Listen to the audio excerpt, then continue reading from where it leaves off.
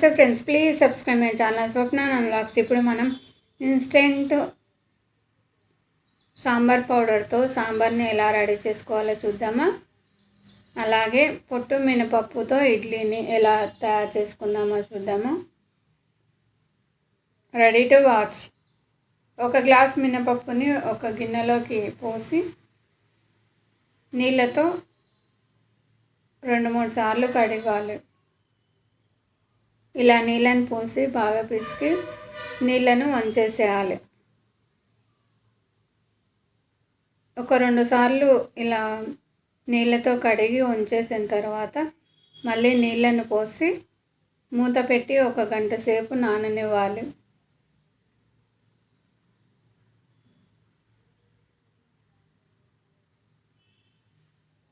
ఇలా పోసి నీళ్ళతో ఇలా పిసికి నీళ్ళను వంచేసేయాలి. పోసి మళ్ళీ వేరే మంచినీళ్ళను పోసి మూత పెట్టాలి. మూత పెట్టి 1 గంట సేపు అయినా నాననివ్వాలి. ఎందుకంటే పొట్టు మినపప్పు అనేది నానితే ఎక్కువ పిండి అనేది ఎక్కువ ఒదిగొస్తుంది. పప్పు అనేది బాగా నానిన తర్వాత ఒక గిన్నెలోకి 2 గ్లాసుల ఇడ్లీ రవ్వను తీసుకున్నాను.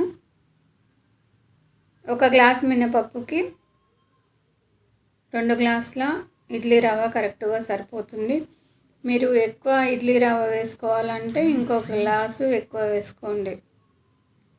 నేనైతే 1 గ్లాసు మినపప్పుకి 2 గ్లాసుల ఇడ్లీ రవ్వను వేసాను. ఇడ్లీ రవ్వను నీళ్ళతో ఇలా 2 సార్లు కడిగి నీళ్ళను వచ్చేసి మళ్ళీ నీళ్ళను పోసి పక్కకు పెట్టుకోవాలి. తర్వాత మనం పొట్టు మినపప్పు నానిన తర్వాత ఇలా 2-3 సార్లు నీళ్ళతో కడిగి ఇలా నీళ్ళను అనేది పొట్టుని తీసేస్తుండాలి. ఒక 2-3 సార్లు అయినా తీసేస్తుండాలి. పొట్టు అనేది కొద్దిగా మామూలుగా ఉంటే సరిపోతుంది. మరీ ఎక్కువగా ఉంటే కలర్ అనేది గ్రీన్ కలర్గా ఇడ్లీలు అనేది వస్తాయి. కాబట్టి పొట్టు అనేది కొంచెం తక్కువ ఉండేటట్టుగా చూసుకొని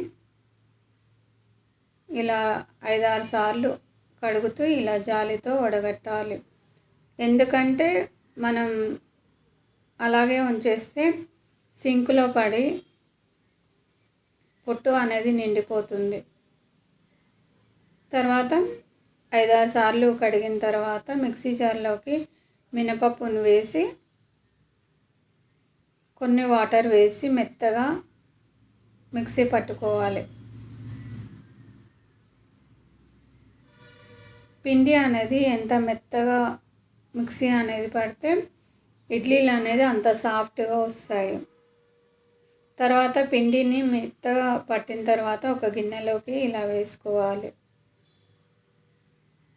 తర్వాత మనం ఇడ్లీ రవ్వను నీళ్ళను ఉంచేసి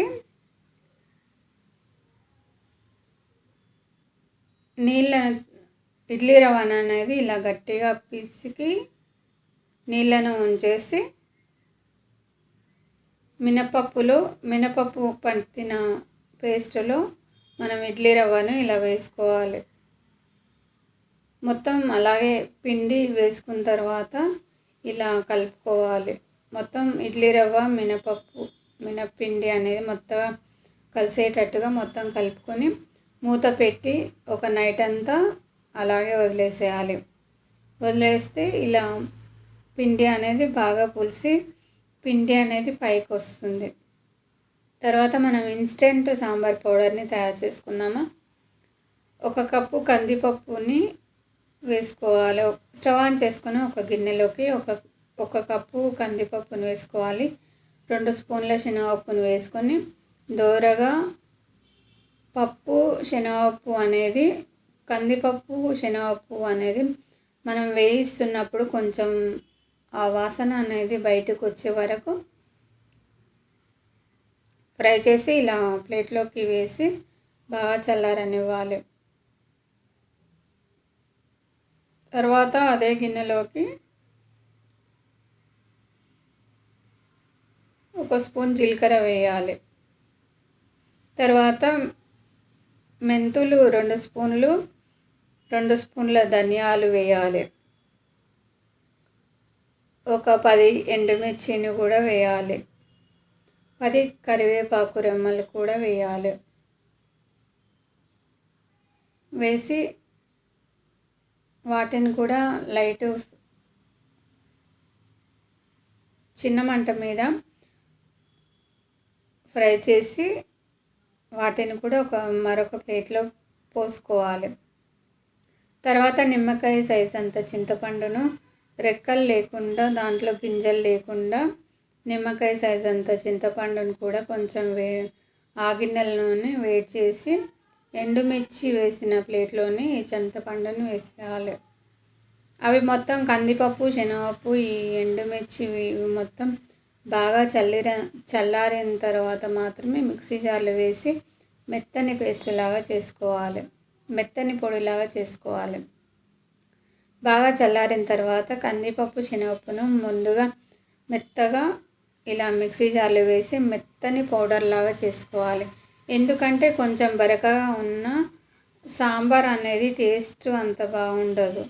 శనగపిండి, గోధుమ పిండి ఉంటుంది కదా మెత్తగా, అంత మెత్తగా చేసుకోవాలి. మనం చేత్తో ఇలా మెదిపితే చాలా మెత్తని పౌడర్ లాగా అనిపిస్తుంది. తర్వాత అదే మిక్సీ జార్లోకి ఎండుమిర్చి, ధనియాలు వాటిని కూడా వేసి మిక్సీ జార్లో మిక్సీ పట్టుకోవాలి. తర్వాత అదే మిక్సీ జార్లో ఒక స్పూన్ కారం కూడా వేయాలి. తర్వాత చిన్న స్పూన్ తోటి ఒక చిటికెడు మిరియాల పొడిని కూడా వేయాలి. దాంట్లోనే చిటికెడు పసుపు కూడా వేసి మెత్తని పౌడర్ లాగా చేసి ఇలా పొడి కంటైనర్లో నీళ్ళ తడి లేకుండా చూసుకొని ఒక స్టోరేజ్ డబ్బాలో వేసుకోవాలి. తర్వాత మనం సాంబార్ని ఇన్స్టెంట్ సాంబార్ పొడితోటి సాంబార్ని ఎలా రెడీ చేసుకోవాలో చూద్దామా. మీకు నచ్చిన కూరగాయలను ఒక ఆనియన్, పచ్చిమిర్చి తీసుకొని క్యారెట్, దోసకాయ, ఆలు, మీకు నచ్చిన ఏ కూరగాయలు ఉంటే ఆ కూరగాయలను వేసుకోండి. అన్నీ ఇలా పొడవుగా కట్ చేసుకొని పెట్టుకొని స్టవ్ ఆన్ చేసుకొని ఒక ప్రెషర్ కుక్కర్లోకి మనం పొడుగా సన్నగా కట్ చేసి పెట్టుకున్న కూరగాయ ముక్కలు, ఉల్లిపాయ, ఆలు వీటిని మొత్తం వేసుకొని బాగా కలుపుకోవాలి. తర్వాత దోసకాయ ముక్కలు, ఆలు ముక్కలు, మీకు నచ్చిన కూరగాయలు, మీ ఇంట్లో ఏ కూరగాయలు ఉంటే అన్నీ ఒక్కొక్కటిగా వేసుకోండి. అన్నీ కట్ చేసి పెట్టుకొని ఇలా ప్రెషర్ కుక్కర్లో వేసుకొని బాగా కలుపుకోవాలి.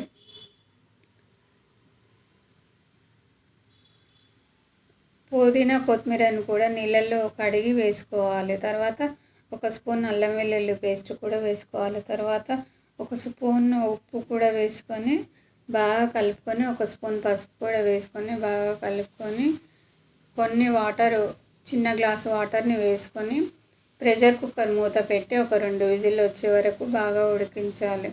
బాగా ఉడికిన తర్వాత విజిల్ అనేది బాగా విజిల్ పోయే వరకు ప్రెషర్ అనేది పోయిన తర్వాత కుక్కర్ మూతను తీసి పక్కన పెట్టుకోవాలి. తర్వాత మనం సాంబార్ పొడిని నీళ్ళల్లో ఇలా మీకు ఎంత కావాలో అన్ని స్పూన్ల సాంబార్ పొడిని తీసుకొని కొన్ని వాటర్ వేసి కలుపుకోవాలి. మీరు తినేదాన్ని బట్టి, చిక్కదనాన్ని బట్టి నీళ్ళని పోసుకోండి. మనం కందిపప్పు ఉడికించకుండా, చింతపండు రసం లేకుండా ఇన్స్టెంట్గా సాంబార్ పొడి రెడీ అవుతుంది. ఇడ్లీ పిండి అనేది ఇలా పులిసిన తర్వాత మొత్తం అంతా కలుపుకోవాలి. కలుపుకున్న తర్వాత మనం స్టవ్ ఆన్ చేసుకొని మనం చేసుకునే ఇడ్లీ కుక్కర్ని పెట్టుకొని దానిలో కొన్ని వాటర్ వేసి వేడెక్కనివ్వాలి. తర్వాత ఇడ్లీ ప్లేట్లకు నూనెని ఇలా రాసి పెట్టుకోవాలి. మీకు కావాల్సినంత ఇడ్లీ పిండిని తీసుకొని దానిలో ఒక స్పూన్ చిటికెడు వంట సోడా, ఒక స్పూన్ సన్నుప్పు వేసి బాగా కలుపుకొని ఇలా ఇడ్లీ ప్లేట్లలో ఇలా పెట్టుకోవాలి. పెట్టుకొని మనం స్టవ్ ఆన్ చేసుకున్న దాంట్లో స్టవ్ మీద పెట్టుకున్న గిన్నెలోకి ఇలా ఇడ్లీల ప్లేట్ని పెట్టి మూత పెట్టి ఉడికించాలి. చిన్న మంట మీద పెట్టి ఉడికించాలి. మనం సాంబార్ పొడిని రెడీ చేసుకున్నాం కదా, సాంబార్ని నీళ్ళల్లో వేసుకున్నాం కదా, ఆ సాంబారు నీళ్ళల్లో వేసుకున్న దాన్ని మనం స్టవ్ ఆన్ చేసుకొని ప్రెషర్ కుక్కర్లోకి మనం కలిపి పెట్టుకున్న సాంబార్ పొడిని ఆ కూరగాయ ముక్కల్లో వేసుకొని మీకు తగినన్ని నీళ్ళు పోసుకొని ఉప్పు అనేది సరి చూసుకొని ఒక స్పూన్ ఉప్పు కూడా వేసుకొని ఒక స్పూన్ బెల్లం కూడా వేసుకొని ఒక 5 నిమిషాలు ఉడికిస్తే సాంబార్ అనేది ఇన్స్టెంట్ సాంబార్ అనేది రెడీ అవుతుంది. చాలా చాలా టేస్టీగా ఉంటుంది. మీరు పప్పు ఉడికించితే సాంబార్ ఎలా చేస్తామో అదే టేస్ట్ అనేది అదే విధంగా వస్తుంది.